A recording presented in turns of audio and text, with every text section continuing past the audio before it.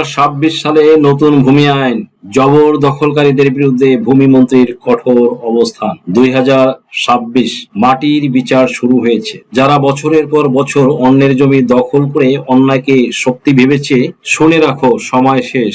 ভূমি মন্ত্রীর কঠোর বার্তা, জবরদখল ছেড়ে দাও, নইলে আইন তোমাকে ছাড়বে না। এবার আর কোনো ছাড় নয়, মাটি ফিরবেই তার প্রকৃত মালিকের হাতে, জমি ফিরবেই তার প্রকৃত মালিকের হাতে। জনবান্ধব ও হয়রানি মুক্ত ভূমি সেবা নিশ্চিত করার লক্ষ্যে ভূমি মন্ত্রণালয়ের কার্যক্রম চলমান রয়েছে।